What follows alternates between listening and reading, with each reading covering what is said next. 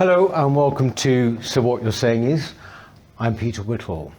Now my guest today is someone that you might know in another incarnation from a few years ago. Stephen Woolfe was one of the better known faces of UKIP. He became an MEP in 2014 and left the party in 2016, went independent. He's recently formed a new organisation called the Centre for Migration and Economic Prosperity. Stephen, thanks very much for coming in. My pleasure, Peter. It's so great to see you again. It's wonderful to see you be again. here. It's been a while. It is. Stephen, before we talk about the centre and what you're doing there, I just want to ask you a couple of things. I mentioned UKIP there, and what we've had this week is this whole kerfuffle about Boris Johnson's remarks, apparently inspiring these people to attack, or at least to go after Keir Starmer. I don't know what you feel about that, but surely in UKIP days, one was called just about everything. We were. And I looked at this and I thought to myself, this is all part and parcel of the process of the decapitation of Boris Johnson. It's the internal coup that's going on within the Conservative Party, and certainly being egged along and enjoyed by other political parties, the Labour Party being in particular.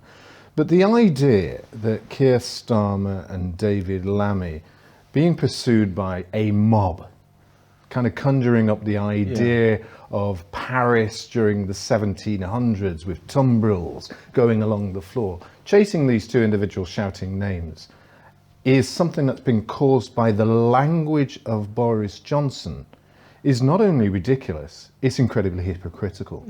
And the hypocrisy comes from the time that we both experienced in UKIP, when it was absolutely clear, Momentum, the trade unions, other organisations, I particularly remember Hope Not Hate's activity here in, I think it's called the Methodist Church, when we held an event with the black and minority ethnic candidates for UKIP. The Emmanuel Centre. In the Emmanuel Centre, that's it, sorry, the wrong place. But in there, where they were virulent in their insults. I remember them calling me a fake black. And there was a lovely lady called Marion, who is West Indian, came over, and they were shouting racist to her and Winston McKenzie, you're a racist, black, Asian, Jewish, receiving these vile taunts and languages from the left.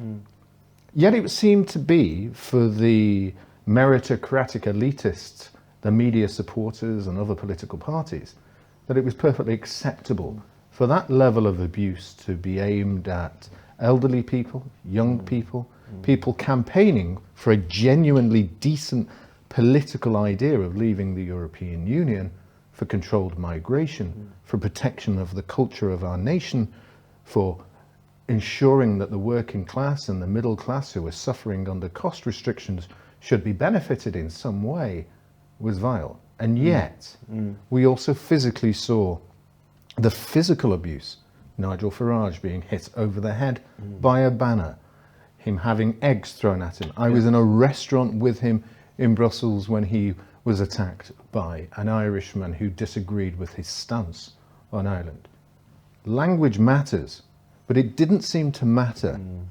Physicality matters, but it didn't seem to matter if you were part of the Conservative viewpoint, whether you're Gov't or Rees-Mogg, or whether you were those who were opposing the European Union or had an ideology that was based on faith, flag and family. No, it is, as you say, extraordinarily hypocritical. And yes, I mean, it's appalling. I remember talking to Calvin Robinson about the kind of insults he gets, and you just alluded to it there. You know, you're a mixed race person, aren't you? And somehow or other, you would be particularly singled out, therefore, wouldn't you, for not being the right sort of mixed race person? Oh, I definitely wasn't the right sort of mixed race person. I remember many interviews is, how can somebody who has come from Moss Side in Manchester, one of the worst council estates in the country, to a single parent family with so many different mixtures, in the ancestry, who's managed to see the difficulties of our class warfare that occurs in our country. That hasn't changed. There is still a class division in our country. And I would say that's much more significant in this country than those who claim Black Lives Matter or LGBT rights or women's rights. I think the working class in this country are still under huge amounts of discrimination, whilst other groups are being able to profit on change and diversity that's come across. So how can you, having experienced that, turn your back on the brotherhood? You know, and I think to myself that not only is that incredibly insulting, because you're expected to share the same ideology, the same cathedral-like religiosity that comes from them, that you can't think for yourself. But it's also incredibly undermining of their own argument. Their own argument that if you are somebody that is born of colour of this country, that you're not controlled by white privilege. Well, suddenly they're trying to control yourself by BAME privilege or black privilege or Asian privilege or whatever privilege they want to be promoting. You're not allowed free thinking, free thought, free views, free ideology. So they are deeply insulting. And actually, I think that their arguments fall flat intellectually too. This is a real theme, though. If you're running through the whole, when you talk about they, whether it's protesters or whether it's just the woke agenda, class doesn't even come into it. I mean, it's not, they don't mention it, they don't seem to be worked up about it. If anything, it seems that the whole woke agenda is very much anti-working class, if you like. It's about, well, depending on your view, some people think it's about maintaining elite privilege. It's about maintaining elite power, you know, and that basically one of the themes throughout the Brexit campaign and right up to now has been about, you know, the deplorables, the you know, the people who are uneducated, and this is really sort of re-emerged in this country, it seems to me. I say it's re-emerged because they lost, and they lost in democracy. They lost the argument, and they lost because they represented the new wealth that exists in their country, and they didn't like it. George Orwell, I think, wrote in My England that it was, or England, My England, was about how the middle class were much more comfortable dealing with those people from Europe and abroad rather than their own working class.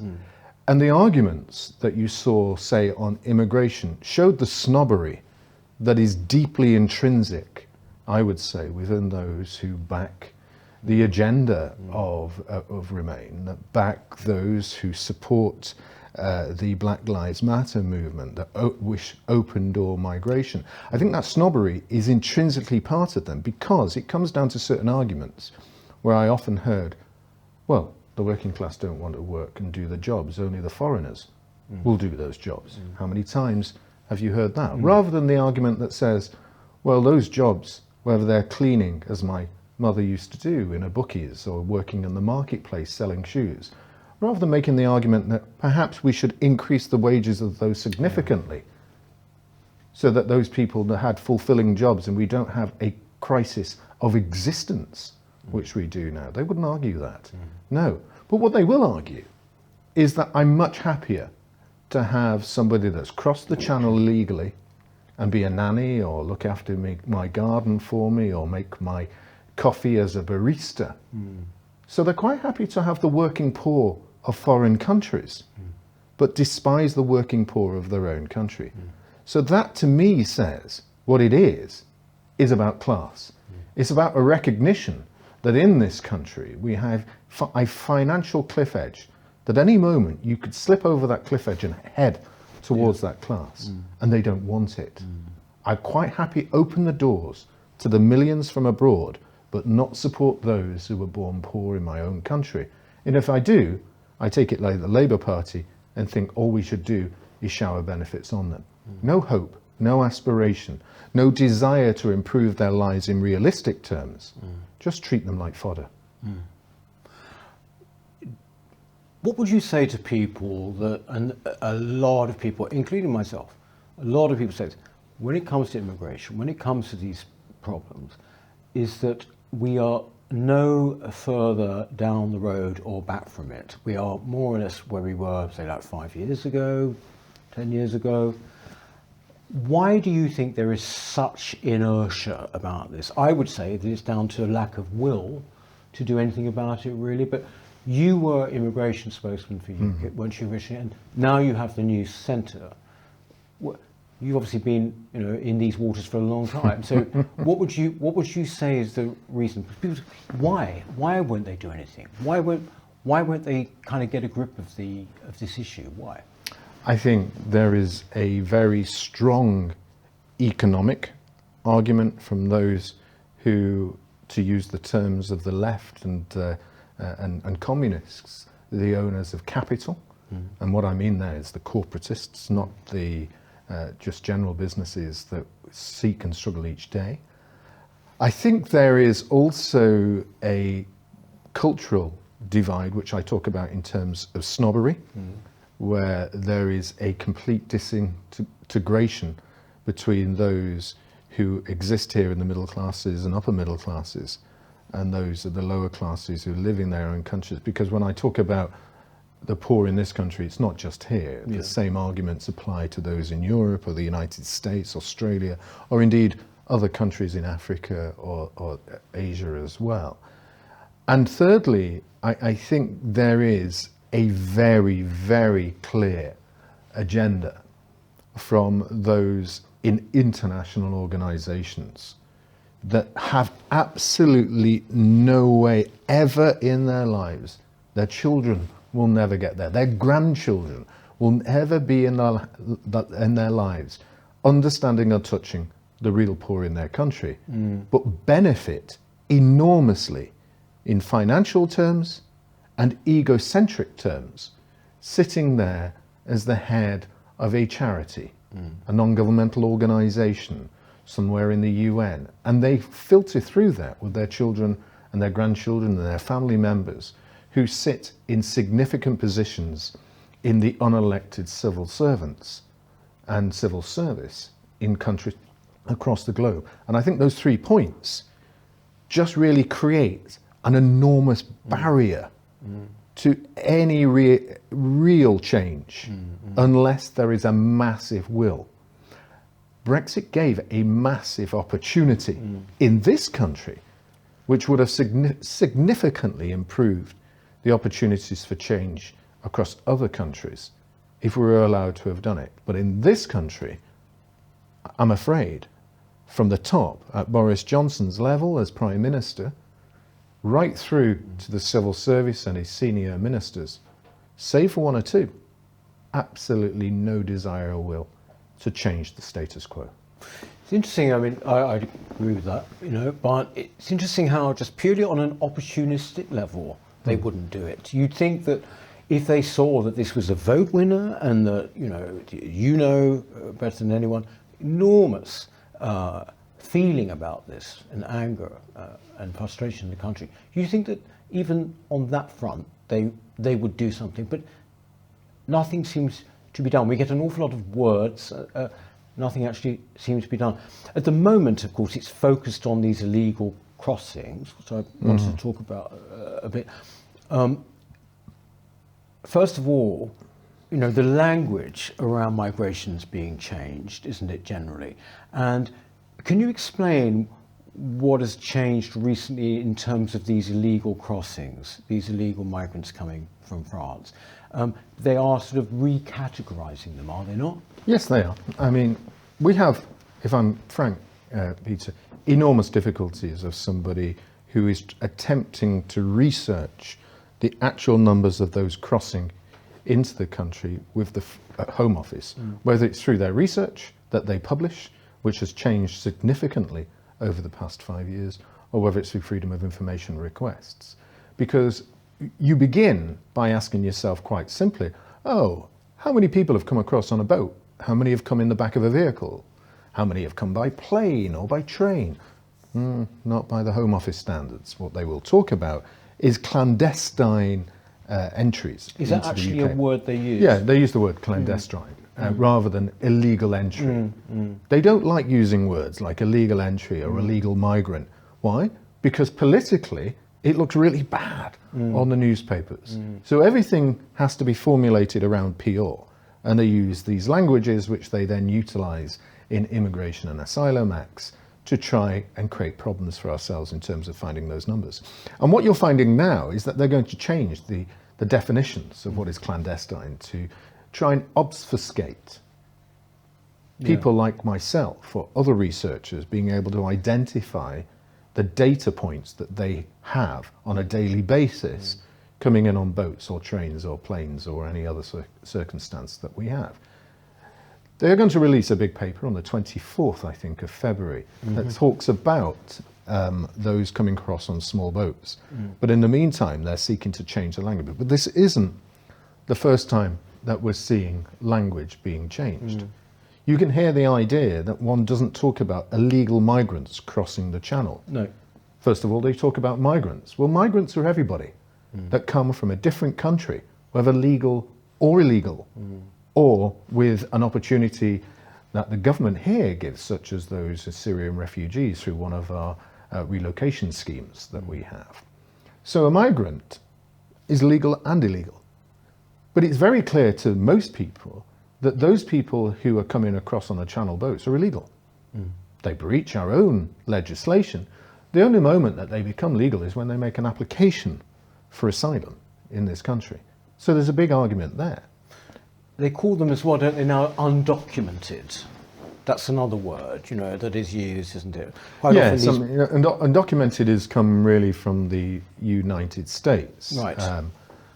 If you look at the United States, they've had, since Biden came in, over 2.5 million people have flowed through the borders of Texas and California into that country.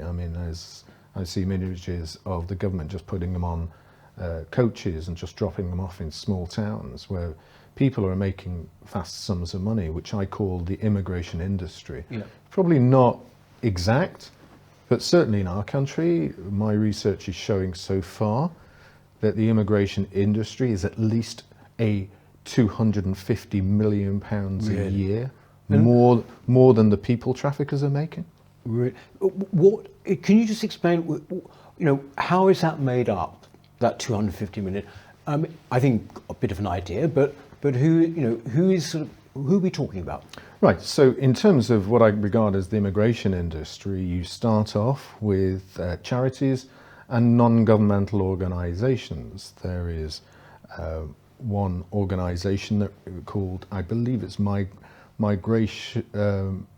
Sorry, I'm going to have to be careful about saying the wrong word just for lots of reasons. But there's one organisation that receives £100 million from the government to provide advice to lots of migrants who have come over on boats or by ferry or by lorry. And they distribute across the country to, I think at the moment we've got 147 different other migrant advisory organisations, charities in this migrant advisory network. And each of them are receiving sums of money. So if you imagine 3 or 4 or 5 people are working there, all earning £30,000-40,000 each from their allocation just from that one fund, then you've got somebody with a financial interest to have migrants coming into the country, because if there was none, they'd be out of a job. In addition, you have local authorities. So local authorities are part of this process. They can apply to the government to be part of the various schemes, the relocation schemes for long-term accommodation, dispersal accommodation, or for parts of the schemes that the governments are given towards, say, the Afghan relocation scheme, the Syrian relocation scheme. I'm just using those rather than the official terms so people understand. So local authorities then can apply for funding too. And as a consequence, there's people in the local authority who've got a job, and then they disperse it to charities and migrant advisory networks as well. Of course, we know that there are lawyers involved in this in terms of legal aid. Now, our numbers seem to show that perhaps there's between 11 to 22 million pounds a year in legal aid being provided for on cases related to asylum appeals, although that's not clear whether that also includes those from the first tier tribunal appeals or even those doing judicial review. Again, what we have here is obfuscation from the Legal Aid Board, who won't provide us on our Freedom of Information quest on the exact Is that numbers. what you put those out, do you then? Yes, we do. Because Peter, the analysis I do is you've got to imagine the journey. Now it's wonderful. The Home Office produce a report annually called the Migrant Journey. The Migrant Journey? The Migrant Journey. Absolutely no correlation to the cost of the migrant journey at all. And if you're trying to find out how many numbers are coming in, it's not there. It's not there clearly at all. They don't give you the data points. We know from the National Audit Office, we know from the immigration assessors themselves, that the Home Office collect, and through letters that have been provided by heads of the Home Office to the Home Office Select Committee, that the Home Office collect data points every single day of those people coming in. So if it's 1 today and 2 tomorrow or 3 the day after, they've got those data points. And yet they won't provide those data points to us on Freedom of Information requests. Right. Why? You've got to ask those numbers. And they're not in their final data. They're not in any statistics that they provide. So when you look at that journey, you know fully well that there are a number of ships part of the Border Force. We have the Royal Navy and we have the RLNI. All of them pick people up. There are people employed by them. There's the cost of the boats. There's the cost of the maintenance. They come in. What is that cost? Then they arrive and they're put in, say, the Kent intake unit or others that are there. Then they're assessed. How much is the cost of that unit? How much is the cost of the staff in there? They're assessed for health purposes. Who are the doctors? They've got translators. Who are the translators?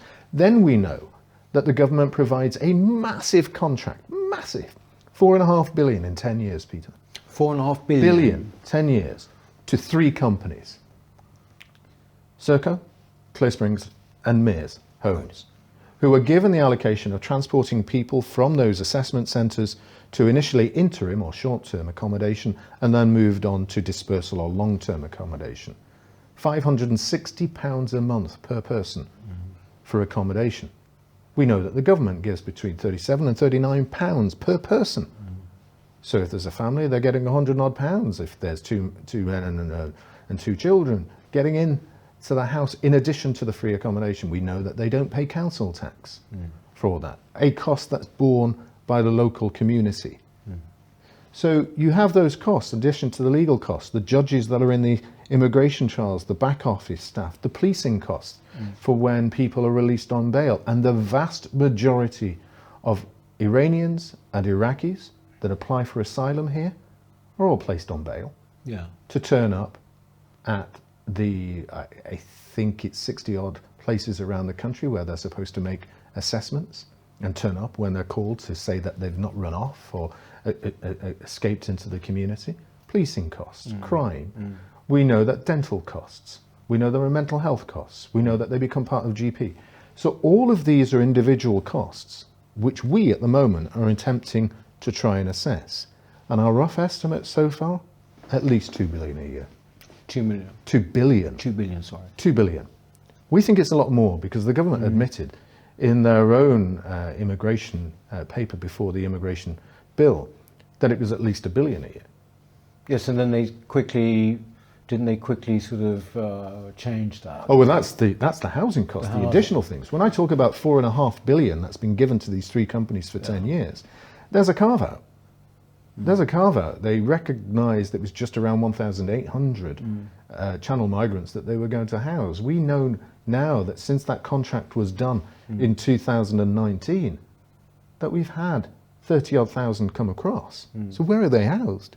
And the consequence was that we now know it's £4.7 million a day in hotel fees. What the government very cleverly didn't tell us is hotel fees are regarded as short-term accommodation. They didn't tell us how many have gone into long-term accommodation. £4.7 million a day is 1.7 billion a year. Add that onto the billion that the government said that it's already cost them, we're up to 2.7 billion, which edges up to our top end of 3 billion a year.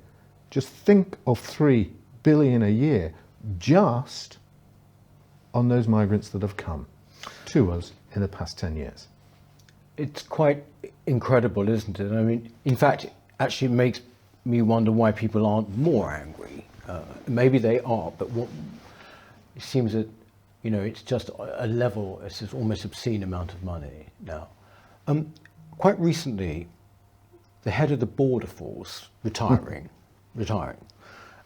made some comments which I thought were very revealing. I don't know, maybe they weren't surprising to you, but he sort of more or less said, you know, that somehow borders and the enforcement thereof are somehow or other a bit of a bore. They're silly, you know, we're all God. It amounted to we're all God's children or something like that. Yes. And you thought, this is a man who is in charge of our border force. It made one realise that surely the resolve, even amongst those people on the hard, you know, in the front line, is very, very weak, wouldn't you say? Yes, I mean, as a Christian, we are all God's children, and I accept that, and I believe that, you know, fundamentally as human beings, it is our responsibility to be fair and share resources where we can with people who are less privileged or less beneficial than ourselves. But you're not chief of a border force. No, you see, that is the point. I mean, that may be a moral duty that we hold, that may be part of a religious kind of vow that we take. But when you come to maintaining the borders of a nation, of course, it's difficult to remove those moral imperatives that you may have been educated with. But there are fundamentally much more significant aspects about controlling our borders. Please tell me that the family of the MP that lost his life, Amos, somebody that came over here on a visa, doesn't have a responsibility of the border force to check that individual wasn't a criminal. What about those that murdered those innocent children in my hometown of Manchester? Yep. Do they not have a responsibility to check those that are coming across? Or indeed the Liverpool bomber that failed the asylum application that was never returned home? He failed in that.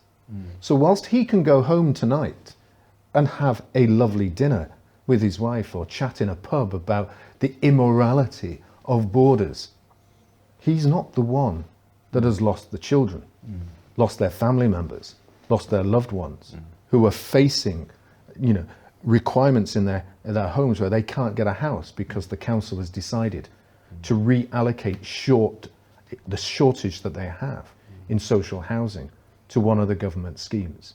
And that is the snobbery that exists at that higher end level of those people.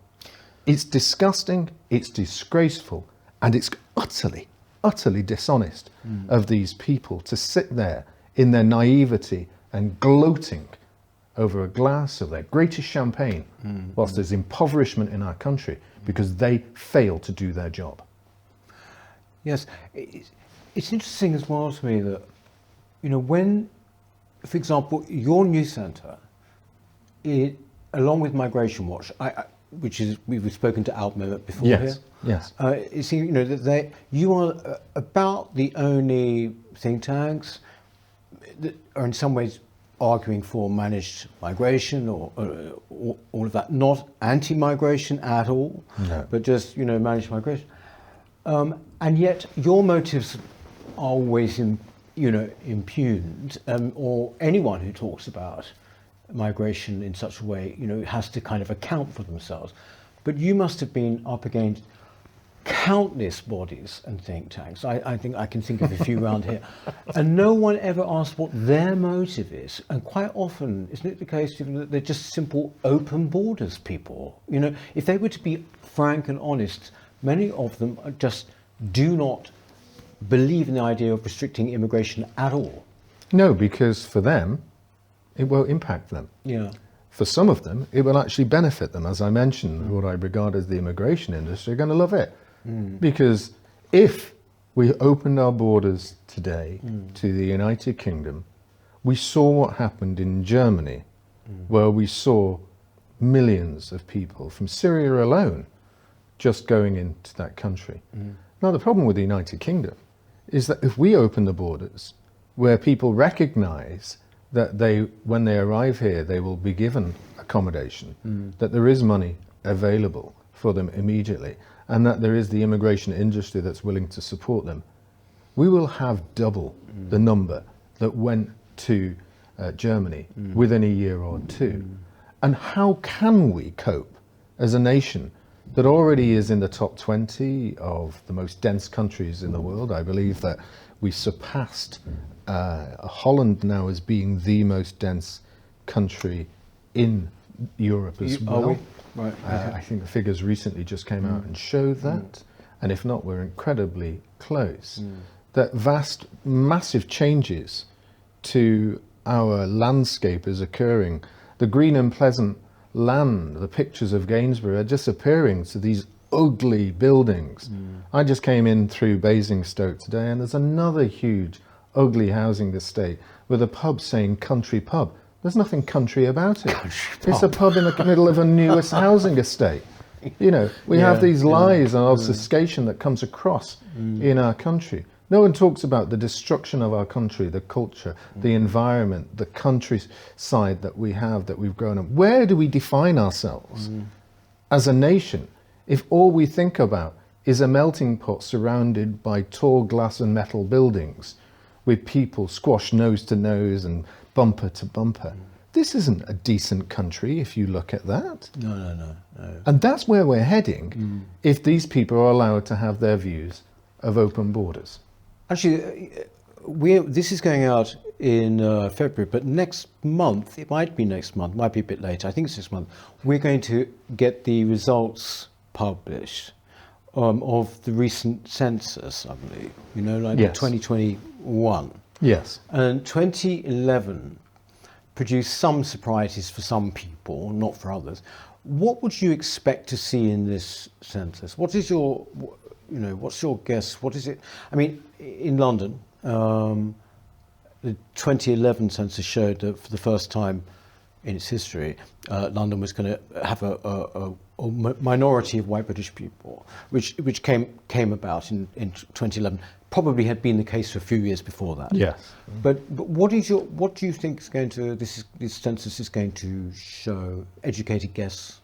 I think once again we're going to see London becoming and less British and much more foreign in terms of the numbers of people that are coming from different countries of the world who are residing there. Certainly the white community or white British community would be again dramatically, let's say 60%. I think it's got to be close to that, if not more. But I think that's going to be spread across some big metropolitan areas. Yeah. I think we're going to find Birmingham had massive changes. We already know that we have Leicester and Bradford and Leeds that are heading in those directions. Two, we look at the fact that there is going to be a much larger European Union population in the UK because despite all the nasty arguments from those of the Remainers saying that the Europeans would have left our shores, when the EU settlement scheme came in, we suddenly managed to find over 1 million more people who are actually here. I think actually we were looking at figures the other day suggest that maybe there's actually 2 million more European Union citizens here in the UK. So they didn't flee. They solidified their ability to live here. And suddenly 2 million came out of the woodworks that were hidden away. I think what we'll also see is that the government is statisticians are working on a way of trying to assess the illegal migrant population. Maybe we get some details on that by then. But certainly our view is that there is somewhere between 800 to 1.5 million illegal migrants coming and living and existing in the United Kingdom. And I think that you'll also find that the pockets of white communities are disappearing in inner cities, certainly too. I mean, I know that from my own inner city, which was predominantly white working class English after the Second World War and white working class Irish combined equally together.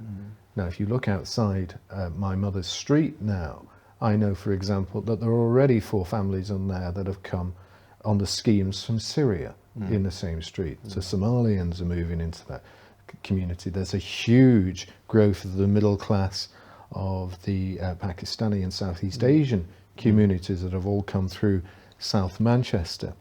Now, none of this is to say that these are good or bad people, or that the changes are good or bad. These are factually just the changes that are actually occurring. And, you know, whatever happens, whether they are first, second or third generation that are coming here, we will certainly see significant change. And I think one other thing that will come out clearly is the number of births of children of foreign-born citizens. We were already on the region of around 2/3.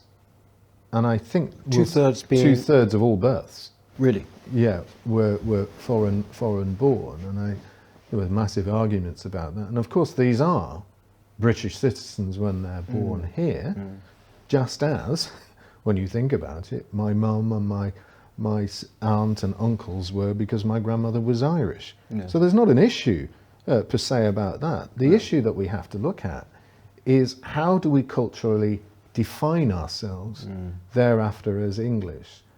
And I'll try to give you a thought about that, because I've been thinking quite deeply about it. When I was a kind of mixed up, messed up teenager, as many of us were, trying to work out who is this boy that is born of this different colour that's within me, and although I say I've faded like Michael Jackson, but naturally, certainly when you see the pictures of me as a teenager, you'll see those massive differences.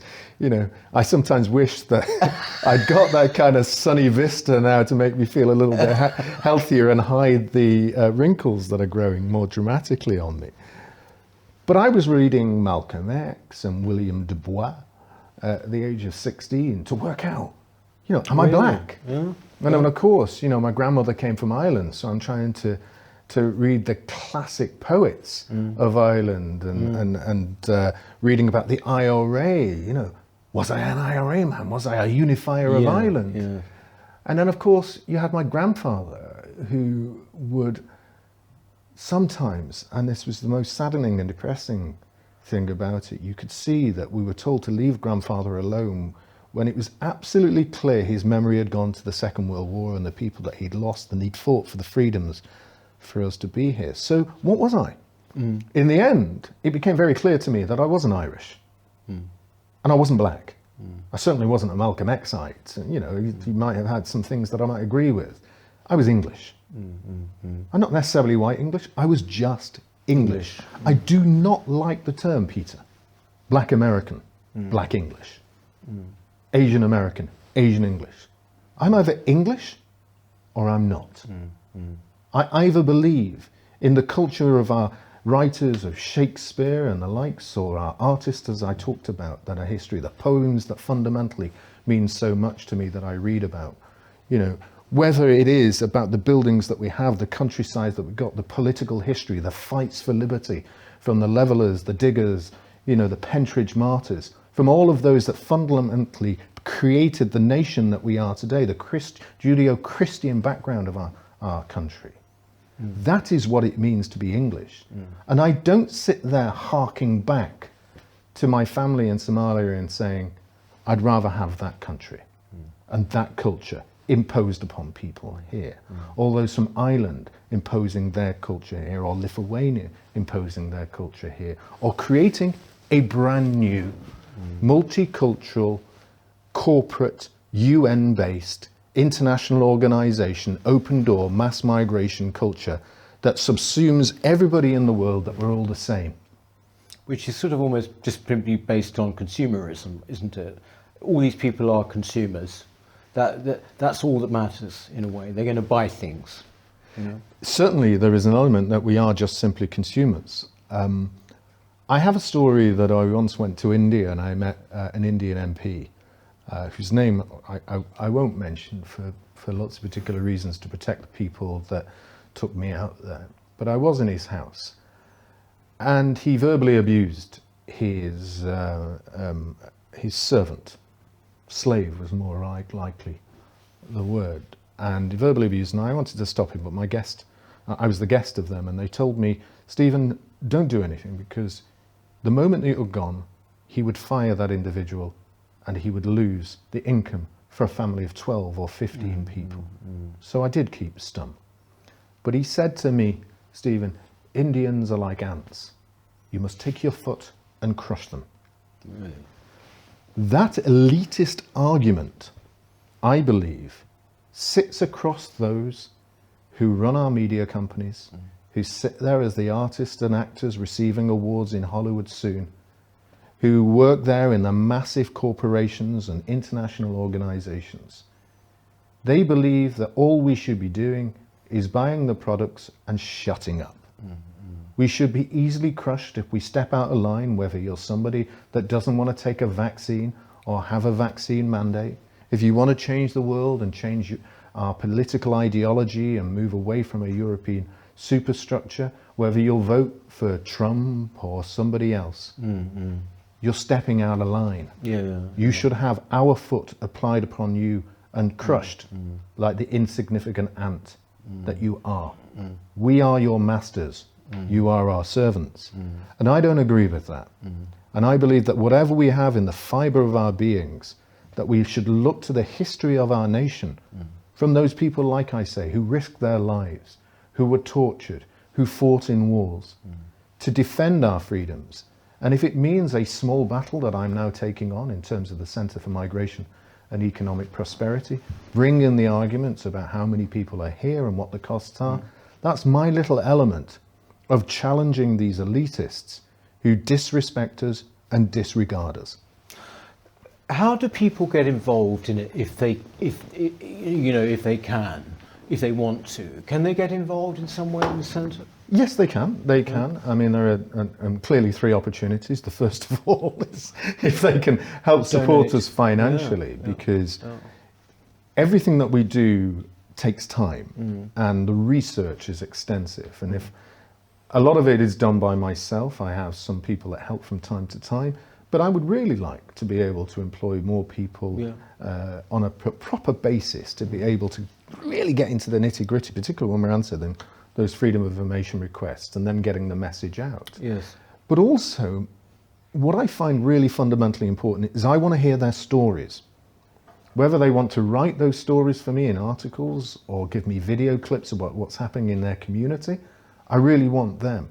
Because the Centre for Migration has a very different approach. Yes, we've got research which we want to publish, but we want the stories of ordinary people. So if you write an article, if you've got an idea of some research that you want, if you've not been published somewhere, then we will publish that too.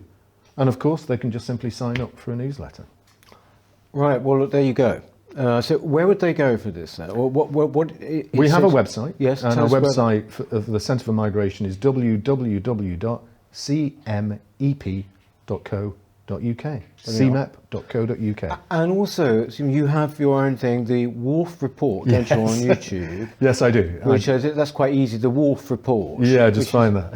Just find YouTube, that. The Woolfe Report. I mean, it's great to hear about it, Stephen. Thank you. All the very best for it. I think it's sorely needed. I mean, as I said, we have Migration Watch. I think that makes two of you, actually. Yes, and it's really important that we have a kind of dual argument and a dual battle line. They're brilliant old hats at campaigning, and you can see how successful they are, and a huge amount of respect for their team. And Altmama is, to me, a genius and an absolute God in terms of being able to take on the challenges of the state against them. And we want to be able to provide additional research, but also hope and a message from people involved in this too. And I think together we can try and take on the immigration industry's arguments, who have dozens of think tanks, charities, organisations receiving millions of pounds. Imagine if we, alongside Migration Watch, just received a small portion. £100,000 to us goes in an enormous way. To them, it's a drop in the ocean. It's one salary. Yes, I think. One salary. Timo, anyway, look, thanks very much for that. Do look, under this video, you'll see those links and everything. Thanks very much, Timo. My pleasure, Peter, and thank you for having me on. That's it for this week. So what you're saying is we shall see you next time. Thank you. Hello. If you're enjoying the New Culture Forum channel and you believe in our mission, may I invite you to join our membership scheme at the link below or on our website, newcultureforum.org.uk. Our work is more important now than ever, and we have great plans ahead for the future, but we can't do it without your support. From as little as £3 per month, you can help ensure that we continue on our mission. As a member, you'll receive a range of benefits, including access to exclusive content, invitations to our private events, including here at our studios, free copies of our books, and much, much more, including, of course, our famous NCF mug. If you aren't able to become a member, then please help us by clicking this button and subscribing to our channel. It's completely free. Just remember to also click the bell icon so that you can get notifications when we post new videos. Thank you.